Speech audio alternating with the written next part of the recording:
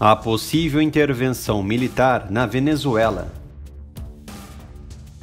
Diante de todas as situações internas envolvidas na Venezuela, temos visto uma situação degradante que fere com os direitos pautados na Declaração Universal dos Direitos Humanos de 1948.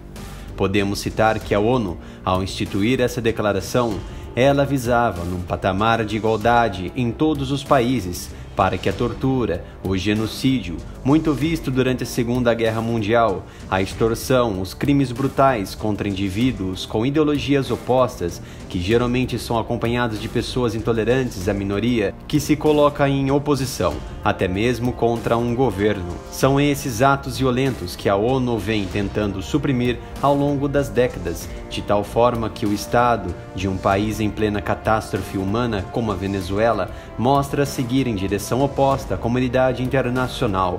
Ficou evidente que as autoridades venezuelanas, que na verdade estão atuando com poder de repressão, opressão e extorsão, tortura e extermínio, buscam proteger o interesse do Estado e não do cidadão, não faz cumprir o que a Constituição venezuelana instituiu como obrigação e dever do Estado em respaldar os direitos de manifestação.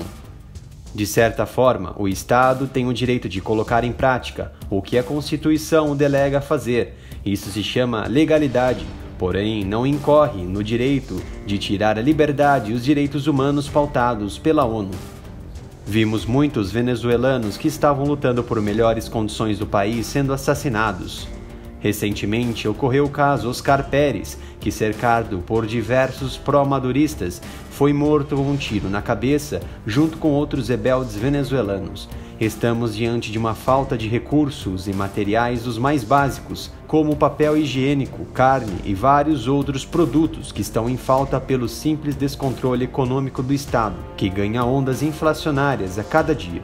Nicolás Maduro, ao colocar generais, militares e civis criminosos para controlarem a máquina pública nos setores da economia, nos ministérios e parlamentos, de certa forma está buscando controlar todo o sistema político governamental para que não haja espaço sequer para a oposição crescer e colocar em prática o estado de salvação da Venezuela.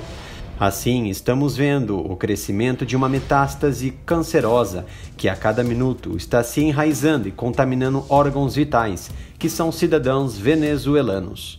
Militares selecionados por Maduro estão envolvidos em atos de corrupção, em todos os tipos de crimes pensáveis. A única saída para esses corruptos é trabalharem em prol do governo. Não há outra saída. Nicolás é um gênio diabólico, derrubou várias tentativas constitucionais de criar-se uma Assembleia Nacional, aniquilou diversas frentes opositoras, principalmente no parlamento. Isso criou um afrouxamento muito grande, ampliou consideravelmente o poder de Maduro. Entretanto, a economia está cada vez em queda brusca, sem nenhum tipo de entrave. Ao mesmo tempo em que aos cidadãos e a economia de um país ditatorial, comunista e esquerdista está se apresentando em ruínas, certamente esse país, no caso a Venezuela, com o tempo irá enfraquecer o poder madurista, e essa perda de autoridade e poder trará brechas que são fatores para a oposição reagir. Mas como a oposição vai se desenvolver se já foi suprimida? A lei do desarmamento venezuelano foi eficaz. Restaram-se agora foices e facas para combater esse mal, um fato impossível de ser realizado. A única saída que resta é uma intervenção militar. Mas como realizar uma intervenção, sabendo que os militares estão lutando contra o cidadão e as grandes patentes estão inseridas no mastro madurista? A intervenção deverá ser estrangeira. Aí que vem o fato. Será mesmo uma intervenção como a que ocorreu no Iraque, na Síria, que há 5 anos está totalmente devastada e sem sinal de trégua, uma guerra apoiada por frentes opostas como a Rússia e os Estados Unidos. Será realmente que essa é a grande saída para a salvação da Venezuela? Será que as grandes potências que têm condição de intervenção em qualquer momento e região do planeta estão interessadas na recuperação do país latino-americano ou estão interessados nas grandes reservas de petróleo, já que a Venezuela é o país que tem a maior reserva de petróleo do mundo, seguido da Arábia Saudita? De certa forma não, pois a exemplo da Síria, há mais um interesse geopolítico que recursos minerais. Logo, não se pode colocar interesses minerais ou commodities como desculpas de intervenção militar, mas sim um belo exemplo de ajuda humanitária e geopolítica na região. Países como os Estados Unidos podem estar realizando a intervenção militar em prol dos cidadãos venezuelanos que estão implorando por ajuda estrangeira, principalmente de países amigos latino-americanos. Pode citar que o Brasil poderia intervir militarmente? Sim, poderia. Neste momento não é possível tal fato. Haja vista que o Brasil não consegue suprimir a violência doméstica. Estamos vendo casos recentes do descontrole do Estado, como no Rio de Janeiro, Rio Grande do Norte e região Norte, em que constantes crimes hediondos e fugas em massa de presídios estão corriqueiros. Ficou evidente a fragilidade da segurança brasileira com a atuação branda do Supremo Tribunal Federal, em que a presidente do Supremo foi impedida de entrar em presídio pelo risco da violência. De certa forma, nesses 14 anos de PT, o Brasil se declinou para o caos em todos os setores. Na questão de segurança e direitos do cidadão, ficou ainda mais evidente com a lei do desarmamento imposto ao brasileiro, o que suprimiu a possibilidade de defesa do indivíduo.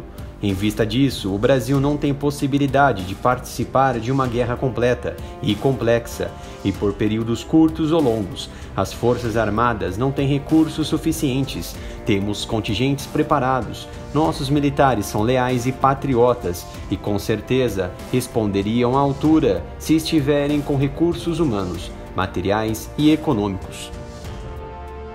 O que Simão Bolívar diria neste momento? Será que seria contra a intervenção militar estrangeira ou seria a favor da libertação venezuelana de sanguessugas corruptos? Esse embargo americano não foi suficiente para derrubar Maduro. O fortalecimento latino-americano pode ser visto através de uma aliança militar entre Argentina, Brasil, Uruguai, Paraguai e Chile. Uma aliança fortalecida por semelhanças continentais e ideológicas que marchariam em direção à Venezuela. Vejo que a intervenção militar na Venezuela cabe aos países potências estarem atuando de frente e países da América do Sul, através de aliança militar, apoiar a intervenção enviando contingentes militares e materiais, como reforços e mão amiga aos nossos amigos latino-americanos, que não têm o direito de estarem passando fome e sendo lesados por um lunático ditador como Nicolás Maduro.